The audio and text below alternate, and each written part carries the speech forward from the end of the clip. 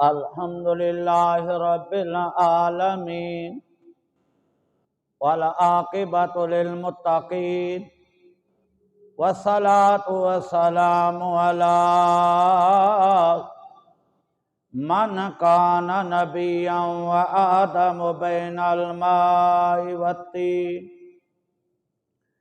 أما بعد فأعوذ بالله من الشيطان الرجيم بسم الله الرحمن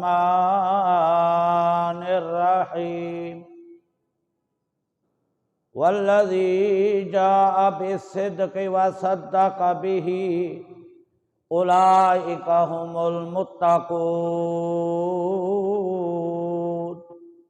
آمنت بالله صدق الله مولانا العظيم وصدق رسوله النبي الكريم ونحن على ذلك لمن الشاهدين والشاكرين والحمد لله رب العالمين.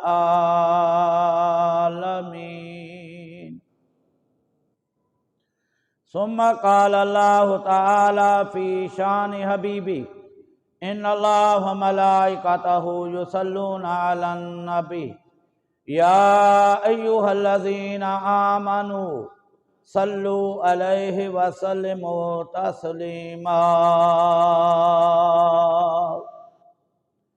الصلاة والسلام عليك يا سيدي يا رسول الله. الصلاة والسلام عليك يا سيدي يا حبيب الله. الصلاة والسلام عليك يا رحمت للعالمین.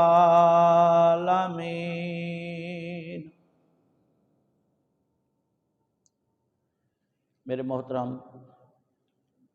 بزرگوں، نوجوان ساتھی اور عزیز بھائیوں،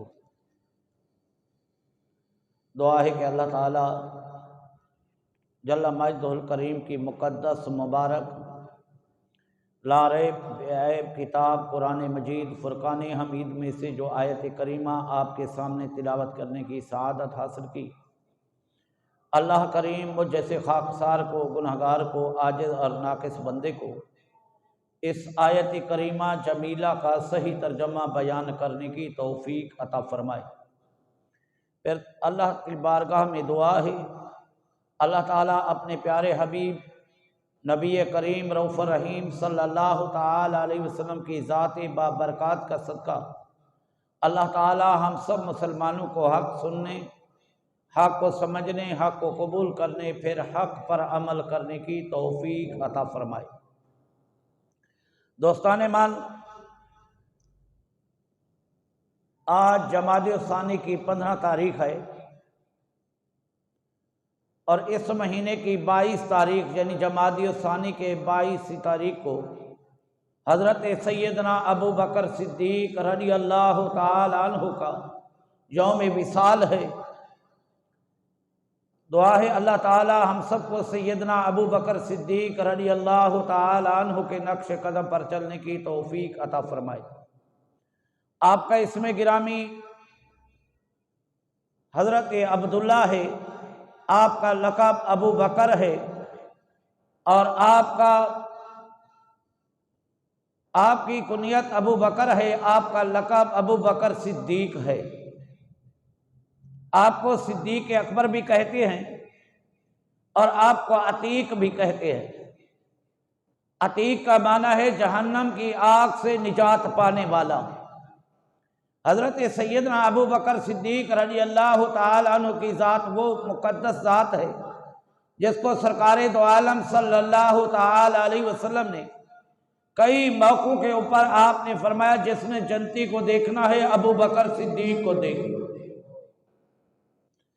تو حضرت ابو بکر صدیق رضی اللہ تعالی عنہ آپ بچپن سے سرکار دو عالم صلی اللہ تعالی علیہ وسلم کے دوست تھے اور آپ نے زمانہ جاہلیت کے اندر بھی کبھی بتوں کے آگے سر نہیں جھکایا تھا. تو حضرت ابوبکر صدیق کو رضی اللہ تعالی عنہ کی ذات کو ہم اہل سنت کے نزدیک تمام انبیاء کے بعد بنی آدم کے اندر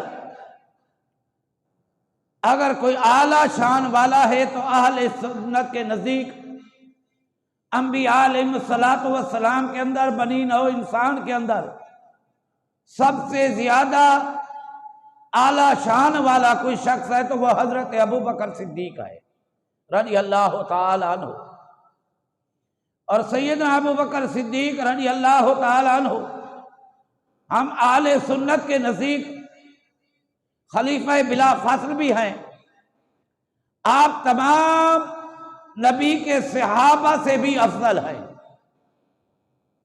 بلکہ جتنے انبیاء علیہ الصلوۃ والسلام آئے آپ کے ان امتیوں میں سے سب سے زیادہ افضل اور حضور کی امت میں سب سے زیادہ افضل اگر کوئی شخص ہے تو وہ حضرت سیدنا ابوبکر صدیق ہے رضی اللہ تعالی عنہ۔ تو حضرت صدیق اکبر نے جب ایمان لایا، ایمان لانے کے بعد آپ نے ہر وقت سرکار کی معیت کے اندر گزارا، چاہے وہ حضر تھا، سفر تھا، کوئی جنگ تھی یا غزوہ تھا، بلکہ یہاں تک علماء نے لکھا ہے پوری زندگی کے اندر حضرت ابوبکر صدیق حضور کے ساتھ رہتے تھے، اور اللہ نے آپ کو یہ شان بھی عطا فرمائی، آج بھی حضور کے ساتھ مزار مقدس کے اندر موجود ہے۔ حدیث پاک میں ہے، سرکار دو عالم صلی اللہ علیہ وسلم نے فرمایا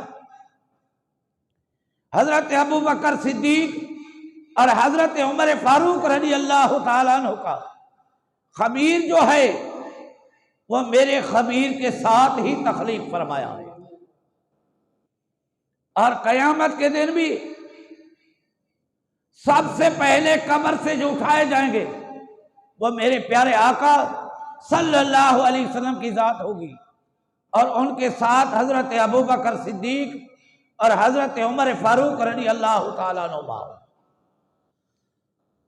میں نے ایک واقعہ پہلے بھی کچھ دن عرض کیا تھا کہ حضرت ابوبکر صدیق ہر کام میں پہل کرتے تھے۔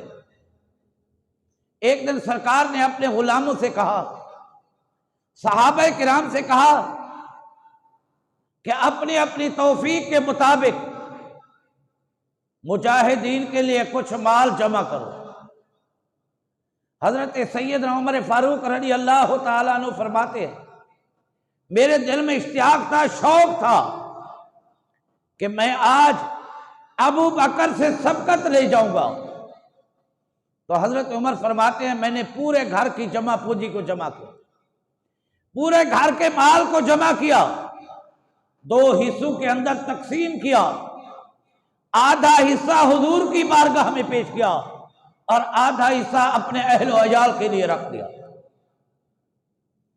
تو حضرت عمر فرماتے ہیں میرے دل میں خیال یہ تھا کہ آج میں ابو بکر سے سبقت لے جاؤں گا۔ جب حضرت عمر وہ شخص ہے جن کو اللہ تعالیٰ کے محبوب نے اللہ سے مانگ کر لیا ہے، یعنی مراد مصطفیٰ فاروق اعظم رضی اللہ تعالی عنہ۔ یہ فاروق اعظم وہ ہیں جنہوں نے کلمہ پڑھا تو مشرکین مکہ کا دروازے کھٹکھٹا کے آپ نے فرمایا لوگو آج عمر نے کلمہ پڑھ لیا ہے۔ اور حضرت عمر فاروق وہ ہیں جن کے کلمے پڑھنے سے کعبے کے اندر آذان کی آواز بلند ہوئی، یعنی پہلے لوگ جو آذان دیتے تھے چھپ چھپ کر دیتے تھے، لیکن فاروق اعظم جب کلمہ پڑھتے ہیں سرکار کی بارگاہ میں عرض کرتے ہیں یا رسول اللہ اپنے غلام بلال سے فرما دیجئے کہ آج کعبے کی چھت کے اوپر کھڑے ہو کر اذان پڑھ۔ نبی پاک نے فرمایا عمر اب مسلمانوں کی تعداد تھوڑی ہے۔ حضرت عمر نے کہا کہ یا رسول اللہ اب اذان کعبے کی چھت کے اوپر پڑھی جانی چاہیے۔ تو جب حضرت بلال رضی اللہ تعالیٰ عنہ نے کعبے کی چھت کے اوپر کھڑے ہو کر اذان کی آواز کو بلند کیا، مشرکین مکہ، قریش مکہ آپس کے اندر کہنے لگے کہ یا آج عمر فوت ہو گیا ہے یا عمر نے کلمہ پڑھ لیا۔ یعنی حضرت عمر کی بہادری کے چرچے اسلام سے پہلے بھی تھے اور اسلام کے بعد میں بھی ہوئی۔ تو سیدنا عمر فاروق رضی اللہ تعالیٰ عنہ نے جب ہجرت فرمائی، مکے سے آپ نے ہجرت فرمائی، تو پھر بھی آپ نے مشرکین مکہ کے دروازے کو کھٹکھٹا کر کہا کہ لوگوں، عمر ہجرت کر کے جا رہا ہے، کوئی یہ نہ سوچے کہ عمر ڈر کے جا رہا ہے۔ اللہ اکبر۔ تو سیدنا عمر فاروق رضی اللہ تعالیٰ عنہ مراد مصطفیٰ بھی تھے، اور یہ بھی آپ کی شان تھی کہ حضرت عمر کے بارے حضور علیہ السلام نے فرمایا، عمر جس راستے سے چلتا ہے شیطان بھی راستہ چھوڑ دیتا۔ اور ایک حدیث میں یہ بھی فرمایا، لو کان بعد نبی جی لکان عمر، اگر میرے بعد کوئی نبی ہوتا، کیونکہ حضور نے فرمایا انا خاتم النبیین، میں آخری نبی ہوں، میرے بعد کسی نبی نے نہیں آنا۔ فرمایا اگر میرے بعد کوئی نبی ہوتا تو وہ عمر فاروق ہوتا رضی اللہ تعالیٰ عنہ۔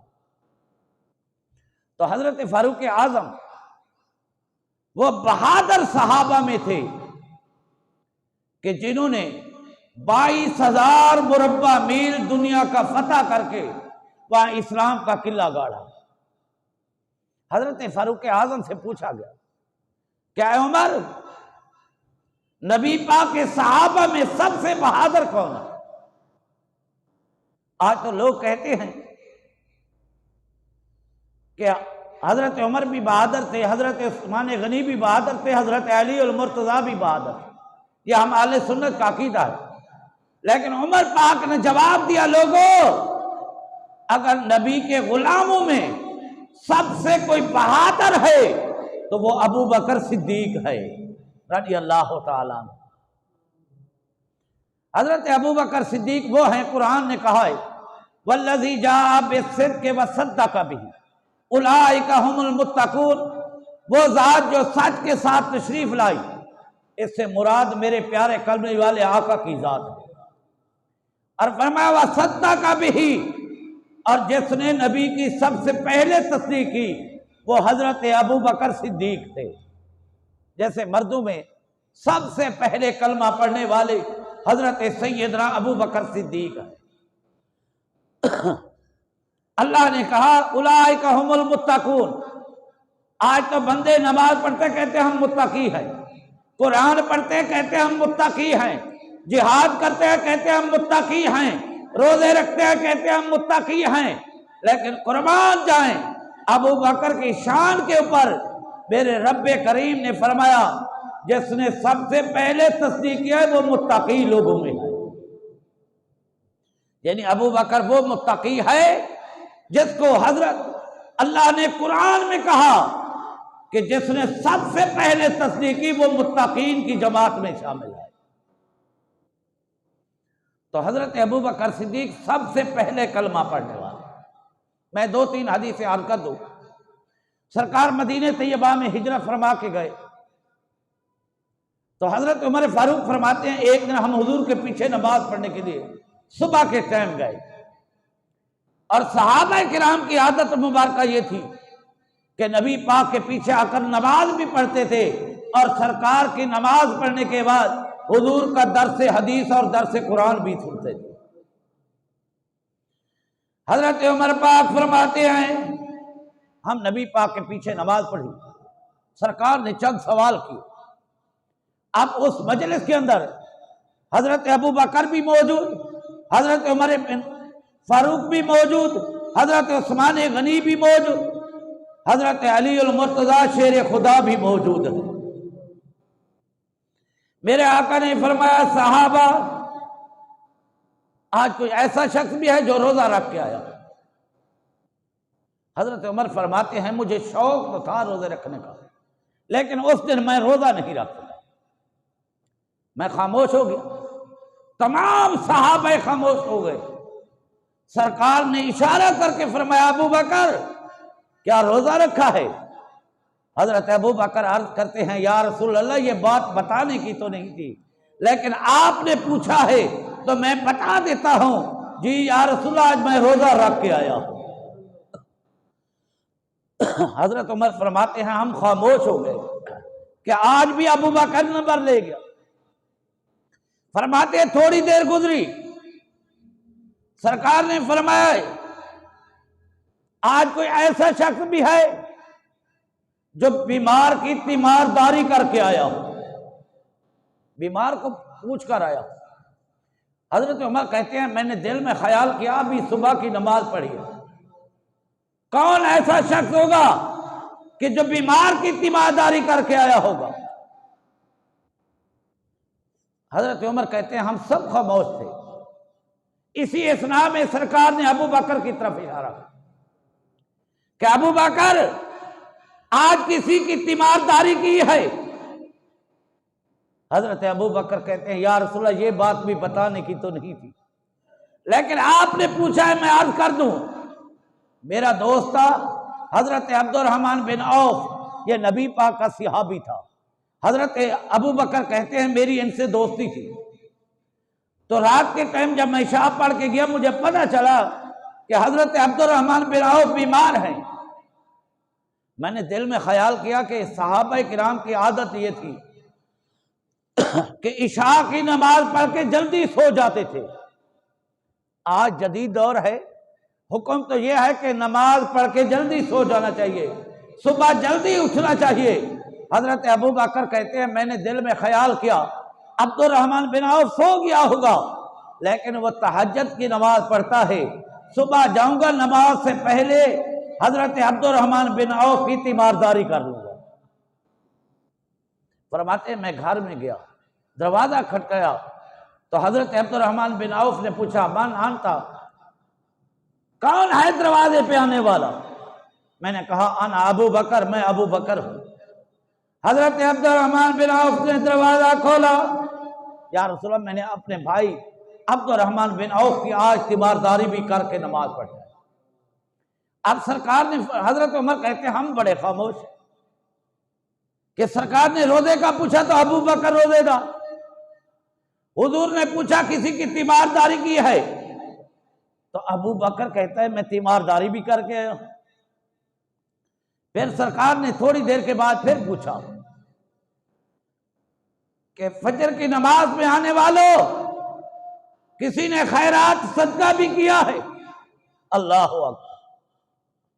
حضرت عمر فرماتے ہیں میں سوچ رہا تھا کہ اب تو نماز کا ٹائم ہوا ہے، دن تو ابھی نکلے گا، پھر صدقہ کریں گے۔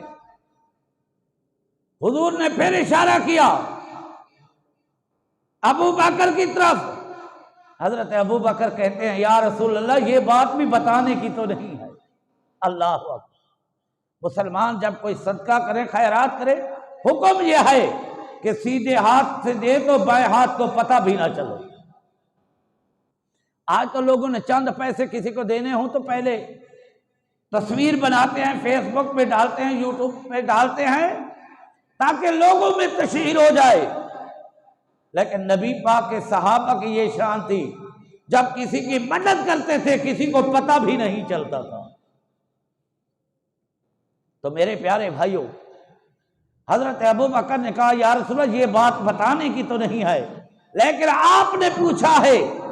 یا رسول اللہ میں جب صبح اٹھا میرا پوتا تھوڑی عمر کا ہے، وہ بھی میرے ساتھ جاگ گیا، کہنے لگا مجھے بھوک لگی ہے، تو میں نے اپنے گھر والی سے کہا کہ 2 روٹیاں پکا کر دو۔ انہوں نے 2 روٹیاں پکائی، ایک روٹی میرے پوتے نے کھائی اور دوسری روٹی میں باہر لے کر نکلا تو ایک بندہ کھڑا تھا، ایک عربی کھڑا تھا، کہتا ہے کہ میں بھوکا ہوں مجھے کھانا کھلا دو۔ میں نے وہ روٹی اس بھوکے کو عطا فرما دی۔ تو میرے پیارے بھائیوں، حضرت سیدنا ابو بکر کی شان یہ ہے کہ میرے آقا علیہ الصلوۃ والسلام کے غلام کو اللہ نے کہا ہے کہ سب سے پہلے تصدیق کرنے والا تو صحابہ کرام فرماتے ہیں ہر معاملے کے اندر ابو بکر صدیق ہم سے سبقت لے جاتا تھا۔ حضرت عمر پاک فرماتے ہیں اب میں نے آدھا گھر کا مال گھر میں رکھا اپنے اہل و عیال کے لیے، آدھا مال لے کر سرکار کی بارگاہ میں پہنچا۔ تو حضرت ابو بکر کے بارے میں ہے کہ آپ نے گھر کے اندر چادر بچھائی اور چادر کے اوپر پورا گھر کا مال جمع کیا، بلکہ حدیث پاک میں یہ بھی ہے کہ حضرت ابو بکر صدیق دیواروں کے اوپر ہاتھ پھیر رہے ہیں۔ کسی نے پوچھا ابو بکر اس کا کیا راز ہے؟ کہنے لگا تمہیں معلوم نہیں، عورتیں جب کپڑے سیتے ہیں سوئیاں دیوار کے اندر لگا دیتی ہیں، میں ابو بکر یہ بھی چاہتا ہوں کہ کوئی میرے گھر کی سوئی ہو مجاہد کسی کے کام میں آ جائے۔ اللہ اکبر۔ تو میرے پیارے نبی کے غلاموں، حضرت ابو بکر صدیق مال لے کر مسجد نبی کے صحن میں آئے۔ اب نبی پاک نے صحابہ سے معلوم کیا، اے صحابہ کتنی لائے ہو؟ حدیث کے الفاظ تو یہ ہے صحابیات نے بھی جب اعلان نبوت سنا تو اپنی اپنی توفیق کے مطابق مسجد نبی کے اندر مال جمع کیا۔ تو حضرت سیدنا ابو بکر صدیق رضی اللہ تعالیٰ عنہ تمام کا تمام مال گھر کا لے کر حضور کی بارگاہ میں پہنچا۔ نبی پاک نے فرمایا عمر کیا لائے ہو؟ حضرت عمر کہتے ہیں میرے دل میں خواہش یہ تھی کہ میں کہوں گا کہ یا رسول اللہ میں آدھا گھر کا مال لے کر آیا تو میں صدیق اکبر سے سبقت لے جاؤں گا۔ میں نے عرض کیا یا رسول اللہ میں نے اپنی تمام مال کو جمع کیا ہے، تمام جمع پونجی کو جمع کیا ہے، ان کو دو حصوں میں تقسیم کیا ہے، ایک حصہ آپ کی بارگاہ میں پیش کیا ہے اور دوسرا حصہ میں نے اپنے اہل و عیال کے لیے رکھ دیا۔ حضرت عمر کہتے ہیں میرے دل میں خیال یہ تھا کہ آج میں ابو بکر سے سبقت لے جاؤں گا۔ سرکار نے حضرت ابو بکر صدیق سے پوچھا کہ ابو بکر کیا لائے ہو؟ حضرت ابو بکر کہتے ہیں یا رسول اللہ میں اللہ اور اللہ کے رسول کا نام گھر چھوڑ کے لایا ہوں۔ اللہ اکبر۔ آپ اس محبت سے اندازہ لگائیں، حضرت ابو بکر اپنے گھر کا تمام مال لے کر سرکار کی بارگاہ میں پیش کر دیا۔ حضرت عمر کہتے ہیں میں پھر بھی خاموش ہوں، میں نے دل میں خیال کیا آج بھی ابو بکر پہلا نمبر لے گیا۔ تو میرے پیارے بھائیوں آج بھی ہمیں ابو بکر جیسا جذبہ چاہیے، آج بھی ہمیں وہ شوق اور ذوق چاہیے، وہ محبت چاہیے جو ابو بکر جیسی محبت ہو۔ حضرت ابو بکر صدیق رضی اللہ تعالیٰ عنہ تمام کا تمام مال سرکار کے دین کے لیے خرچ کر دیتے۔ آج ہمیں کسی مسجد میں مدرسے میں کسی غریب کی مدد کے لیے 500 روپیہ دینا مشکل ہے، ہم پھر بھی کہتے ہیں ہم عاشق رسول ہیں۔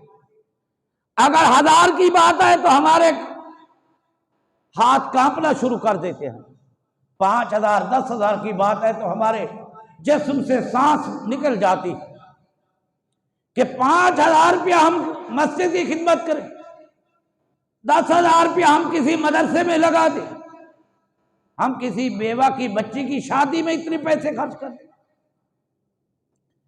لیکن ابو بکر کی شان پہ قربان جائیں کہ جنہوں نے سارا مال نبی پاک کی بارگاہ میں پیش کر دیا اور ساتھ یہ بھی نہیں کہا کہ یا رسول اللہ میں نے سب مال پیش کر دیا ہے، فرمانے لگے میں اللہ کا نام بھی چھوڑ کر رہے ہوں، رسول اللہ کا نام بھی چھوڑ کر۔ میرے پیارے بھائیو مال تو کچھ بھی نہیں ہے، یہ مال، یہ متاع، یہ اولاد سب کچھ دنیا میں ہے، لیکن اصل بات یہ ہے کہ بندے پہ رب راضی ہو جائے، رب کا رسول راضی ہو جائے تو انسان کی دنیا بھی اچھی ہو جاتی ہے، قبر کی زندگی بھی اچھی ہو جائے گی اور آخرت بھی اچھی ہو جائے گی۔ ہم دنیا کو تو راضی کرتے ہیں، کبھی ہم نے یہ نہیں سوچا کہ رب بھی راضی ہو جائے، رب کا حبیب بھی راضی ہو جائے۔ اللہ اکبر۔ میرے آقا سید الانبیاء کی حدیث سن لیجئے، سرکار علیہ الصلوۃ والسلام نے فرمایا میں دنیا کے اندر جس نے میرے ساتھ بھلائی کی میں ان کا بدلہ دے دیا، تمام صحابہ کا بدلہ دنیا میں دے دیا۔ جب ابو بکر کی بات آتی ہے، میرے آقا سید الانبیاء فرماتے ہیں لوگوں ابو بکر کا معاملہ میں رب کی بارگاہ میں پیش کر رہا ہوں، رب جانے ابو بکر جانے۔ ابو بکر کے ایمان کی بات کریں تو حدیث پاک میں ہے، سرکار نے فرمایا پوری دنیا کے لوگوں کو ایمان کے ایک پلڑے میں ڈال دیں اور ایک پلڑے میں ابو بکر کے ایمان کو ڈال دیں، فرمایا ساری دنیا کا ایمان ابو بکر کے ایمان کا مقابلہ نہیں کر سکتا۔ ایک حدیث پاک یہ بھی ہے، میرے آقا سید الانبیاء فرماتے ہیں قیامت کے دن اللہ کریم مجھے فرمائے گا کہ اے پیارے حبیب اپنی امت میں کوئی پیش کرو، تو سرکار دو عالم صلی اللہ علیہ وسلم فرماتے ہیں میں سب سے پہلے ابو بکر کو رب کی بارگاہ میں پیش کروں گا، اور اللہ تعالیٰ ابو بکر کے اعمال کو دیکھ کر، ابو بکر کی عمل کو دیکھ کر، محبت کو دیکھ کر اللہ میری امت کے اوپر رحمت عطا فرمائے گا۔ ابو بکر کا مال تھا تو سب سے پہلے حضور کی بارگاہ میں پیش۔ میرے پیارے آقا علیہ الصلوۃ والسلام کے غلاموں، حضرت بلال کی آزادی کی باری آئی تو حضرت ابو بکر نے اپنا مال خرچ کیا۔ جنت و بقیع کی زمین خریدنے کی باری آئی تو ابو بکر نے مال خرچ کیا۔ سرکار علیہ الصلوۃ والسلام کے غلام حضرت ابو بکر صدیق فرماتے ہیں میں جنگل سے گزر رہا تھا تو آہد آہد کی آواز آ رہی، میں نے دل میں خیال کیا کہ یہ کوئی اللہ کا نیک بندہ ہے، میں قریب گیا تو کیا دیکھا، بلال کو اس کے مالک نے، اس کے سردار نے زمین تپتی ہوئی پہ لٹایا ہوا تھا اور سینے کے اوپر بھاری پتھر رکھا ہوا تھا اور کھجور کی کانٹے دار چھڑیوں سے حضرت بلال کو مار رہا تھا، جسم بھی ننگا ہے۔ امیہ کافر کہتا ہے جو بلال کا مالک تھا، کہتا ہے بلال کھاتا میرا ہے گاتا مصطفیٰ کا، مال میرا کھاتا ہے اور تعریف مصطفیٰ کی کرتا ہے، اگر تجھے جان پیاری ہے تو کلمہ چھوڑ دے۔ امیہ جب کہتا ہے بلال کلمہ چھوڑ دے، حضرت بلال فرماتے امیہ جان تو دے سکتا ہوں، مصطفیٰ کا دیا ہوا ایمان نہیں دے سکتا۔ آج یقین کرو دور ایسا آ گیا ہے کہ لوگ لالچ کے پیچھے اپنا ایمان چھوڑ رہے ہیں۔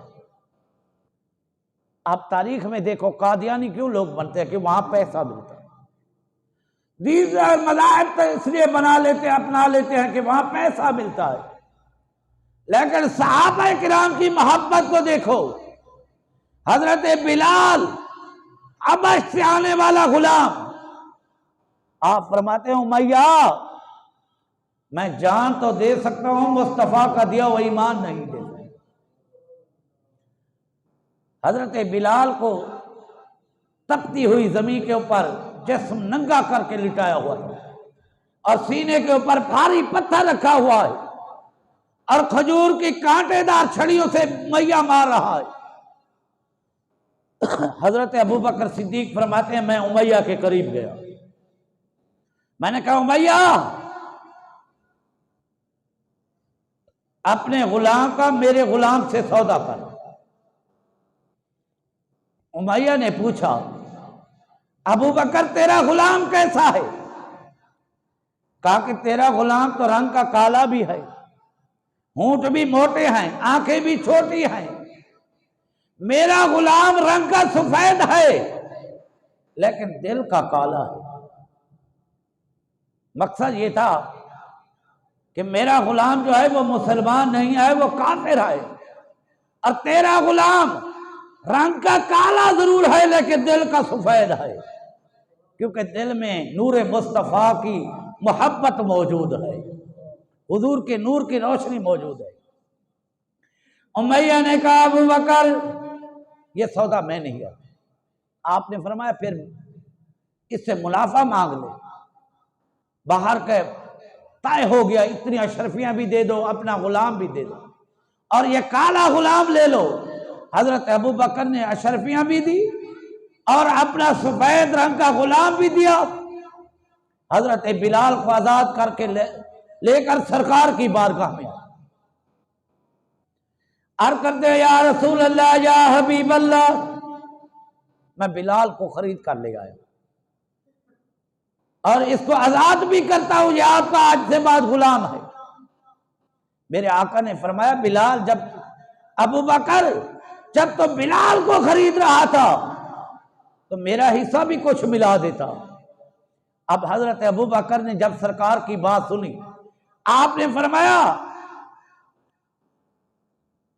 یا رسول اللہ میرا مال اور آپ کے مال میں کوئی فرق تو نہیں ہے، میرا جو مال ہے وہ بھی آپ کا ہے۔ یا رسول اللہ جب میں آپ کا غلام ہوں تو میرا مال بھی آپ کا ہے۔ تو حضرت بلال کو خرید کے سرکار کی غلامی میں پیش کرنے والا بھی ابو بکر تھا۔ ایک اور حدیث بھی سن لیجئے، میرے آقا سید الانبیاء صلی اللہ علیہ وسلم ہجرت کے بعد جب مسجد نبوی کی تعمیر کی آپ نے بنیاد رکھی، اس میں بھی حضرت ابو بکر صدیق نے وہ بچوں کا جو خالی پلاٹ تھا یتیم بچوں کا، وہ بھی خرید کر کے آپ نے مسجد کے نام پہ وقف کر دیا۔ اور سرکار مسجد نبوی میں بیٹھے تھے، آپ نے فرمایا ابو بکر جی یا رسول اللہ، فرمایا جی مسجد نبوی کے ساتھ جو پلاٹ ہے مجھے بڑا پسند ہے۔ آج جہاں جنت و بقیع بنی ہوئی ہے، جہاں صحابہ کرام کے مزارات ہیں، حضرت ابو بکر نے دل میں خیال کیا سرکار کو پسند ہے تو پھر خرید کیوں نہ لیا جائے۔ اللہ اللہ میرے پیارے نبی کے غلاموں، حضرت ابو بکر جاتے ہیں، دیکھتے ہیں یہودی وہاں مال باندھتے تھے، اپنے اونٹ بھیڑ بکریاں وہاں بٹھاتے تھے۔ حضرت ابو بکر صدیق اس یہودی کے پاس گئے، آپ نے فرمایا اس زمین کا جو خطہ ہے یہ مجھے بیچ دو۔ اس نے کہا ابو بکر کیا کرے گا؟ آپ نے فرمایا میرے محبوب کو یہ پسند ہے۔ اب حدیث پاک کے محدثین نے لکھا ہے کہ اس نے دگنا قیمت مانگی، حضرت ابو بکر نے اس کی دگنا قیمت عطا فرما دی اور پلاٹ لے کر سرکار کے پاس آتے ہیں، میرے آقا کی بارگاہ میں آ کر عرض کرتے ہیں کہ یا رسول اللہ یا حبیب اللہ، جو پلاٹ آپ کو پسند تھا میں ابو بکر نے خرید کر وہ آپ کے نام وقف کر دیا۔ تو میرے آقا نے یہ فرمایا کہ ابو بکر یہ مال میں نے پلاٹ خریدنے کا تو نہیں کہا، میں نے تو کہا مجھے پسند ہے۔ تو حضرت ابو بکر صدیق فرماتے ہیں یا رسول اللہ جو آپ کو پسند ہے وہ پھر آپ کا ہی ہونا چاہیے۔ میرے آقا سید الانبیاء صلی اللہ علیہ وسلم کے غلام نے جنت و بقیع کی زمین کو خرید کر سرکار کی بارگاہ میں پیش کر، آج وہ زمین کا خطہ۔ اب لوگ تو کہتے ہیں کہ حضرت ابو بکر کو سرکار سے پیار کتنی تھا، آپ پیار کا اندازہ لگ، بلکہ میں یہاں یہ بات بھی عرض کر دوں، حضرت سیدنا مولا علی کی شادی کے اوپر جتنی مال خرچ ہوا تھا وہ مال بھی حضرت ابو بکر صدیق کا تھا رضی اللہ تعالیٰ عنہ۔ یعنی جتنی مال حضرت علی المرتضی اور حضرت سیدہ فاطمہ زہرا رضی اللہ تعالیٰ عنہ کی شادی کے اوپر خرچ ہوا، جتنی اس کا اہتمام انتظام تھا، اس کے اندر جو قیمت خرچ کی ہوئی تھی وہ حضرت سیدنا ابو بکر صدیق کی تھی۔ اور آج جنت و بقیع جو مسجد نبوی کے قریب مزارات ہیں، اس جنت و بقیع کے اندر حضرت سیدنا عثمان غنی کی مزار بھی ہے، حضرت سیدہ فاطمہ زہرا رضی اللہ تعالیٰ عنہ کی مزار مقدس بھی ہے، اور اس جنت و بقیع کے اندر حضرت امام حسن رضی اللہ تعالیٰ عنہ کی مزار بھی ہے، اور اس جنت و بقیع کے اندر حضرت اماں حلیمہ کی مزار بھی ہے، اور اس جنت و بقیع کے اندر سرکار کے کبائر صحابہ کرام کی مزارات۔ اور یہ زمین جو خریدی تھی وہ حضرت ابو بکر صدیق نے اپنے مال سے خرچ کر کے مسلمانوں کے لیے وقف فرما دی۔ تو آپ اندازہ لگائیں کہ حضرت ابو بکر صدیق کو اللہ تعالیٰ نے کتنی مقام عظیم عطا فرمایا تھا۔ اس لیے حدیث کے لفظ میں آپ کو عتیق بھی کہا گیا ہے۔ عتیق کا معنی ہے جہنم کی، دوزخ کی آگ سے نجات پانے والا۔ تو حضرت ابو بکر صدیق وہ ہیں جن کو میرے نبی نے کئی مرتبہ جنتی ہونے کی بشارت عطا فرمائی ہے۔ اور ابو بکر صدیق کو لقب جو ہے یہ بھی میرے آقا سید الانبیاء نے عطا فرمایا۔ آپ کا نام تو عبداللہ تھا، لقب ابو بکر تھا، اور آپ کا لقب ایک عتیق بھی تھا، ایک صدیق بھی تھا۔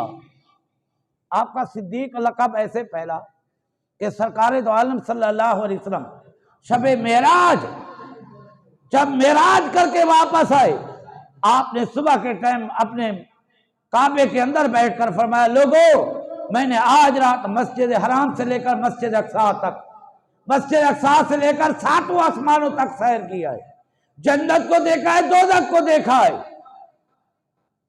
اب اس مجلس کے اندر ابو لہب بھی تھا، ابو جہل بھی تھا۔ کافر قریش مکہ بڑے خوش ہو گئے، آج بڑی بات ہمارے ہاتھ میں لگی، ہم جا کے لوگوں کو بتاتے ہیں جو بندہ کہے۔ کم سے کم 1 مہینہ یا 3 مہینے کی بعض علماء نے لکھی ہے، مسافت ہے مسجد حرام سے مسجد اقصی تک۔ تو کہا کہ کوئی بندہ یہ کہے کہ رات کے تھوڑے سے حصے میں نے مسجد حرام سے مسجد اقصی تک سفر کیا، پھر پہلا آسمان، دوسرا آسمان، تیسرا آسمان، چوتھا آسمان، 5واں آسمان، 6واں آسمان، 7واں آسمان، عرش الہی پر بھی گیا ہوں، میں نے جنت کو بھی دیکھا ہے، دوزخ کو بھی دیکھا ہے۔ اب جو یہ بندہ کہے گا وہ سچ کہتا ہے۔ تو ابو جہل یہ بات سوچ کر نکلا ہی تھا۔ مکے کی گلیوں میں سب سے پہلے حضرت ابو بکر سے ملاقات ہو جاتی ہے۔ حضرت ابو بکر صدیق اس مجلس میں نہیں تھے۔ ابو جہل نے کہا، ابو بکر اگر کوئی یہ شخص کہے کہ میں نے ایک رات نہیں، ایک رات کے کچھ حصے میں مسجد حرام سے مسجد اقصی تک گیا ہوں، اور مسجد اقصی سے پہلا آسمان، دوسرا آسمان، 7واں آسمان کی سیر کی ہے، جنت کو بھی دیکھا ہے، دوزخ کو بھی دیکھا ہے، اور پھر رات کے اس حصے میں واپس بھی آ گیا، کیا تو مان لے گا؟ اب حضرت ابو بکر کے بارے میں یہ ابو جہل کا عقیدہ بھی تھا، سب سے زیادہ نبی پاک سے کوئی محبت کرتا ہے تو وہ ابو بکر صدیق ہے رضی اللہ تعالیٰ۔ حضرت سید ابو بکر صدیق نے جب یہ بات سنی، آپ نے فرمایا، ابو جہل اگر کسی اور نے کہا ہے تو غلط کہا ہے، اگر آمنہ کے لال نے کہا ہے تو حق کہا ہے۔ اللہ اکبر، ایمان ہو تو ایسا ہو۔ ابو بکر اس مجلس میں نہیں تھے، اس محفل میں نہیں تھے جہاں نبی پاک نے اپنی زبان سے فرمایا کہ میں نے جنت کو بھی دیکھا ہے، دوزخ کو بھی دیکھا ہے، 7 آسمانوں کو بھی دیکھا ہے، لیکن ابو بکر کے ایمان پہ قربان جائیں، محبت ابو بکر پہ قربان جائیں۔ آپ نے فرمایا اگر میرے یار نے کہا ہے تو برحق کہا ہے۔ جب سرکار دو عالم صلی اللہ علیہ وسلم کو یہ بات پتہ چلی، آپ نے فرمایا، لوگو آج کے بعد میرا یار جو ہے وہ صدیق اکبر ہے۔ صدیق کا معنی ہے سچ بولنے والا۔ تو پیارے بھائیوں، صدیق اور صادق میں بھی فرق ہوتا ہے۔ اگر ٹائم رہا، زندگی نے ساتھ دیا تو اگلے جمعے اس پہ بھی بات کروں گا۔ دعا ہے کہ اللہ تعالیٰ میرے ٹوٹے پھوٹے الفاظ اپنی بارگاہ علی شرف قبولیت عطا فرمائے۔ اللہ ہم سب کو حضرت ابو بکر کے صدیق کے نقش قدم پر چلنے کی توفیق عطا فرمائے۔ اللہ تعالیٰ ہمیں دین مصطفیٰ کے لیے اپنے مال، اپنے اسباب کو خرچ کرنے کی توفیق عطا فرمائے۔ وآخر دعوانا ان الحمدللہ رب العالمین۔ جن دوستوں نے سنتا پڑھنی ہے پڑھ۔